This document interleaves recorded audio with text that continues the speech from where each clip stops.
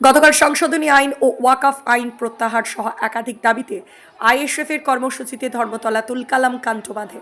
ভাঙড়ের আইএসএফ বিধায়ক নওশাদ সিদ্দিকী সহ ৯৫ জনকে গ্রেফতার করেছে পুলিশ। তাদের বিরুদ্ধে বেশ কিছু জামিন অযোগ্য ধারা প্রয়োগ করেছে পুলিশ। আজ নওশাদ সিদ্দিকী সহ ৯৫ জনকে ব্যাংশাল কোর্টে নিয়ে যাওয়া হয়।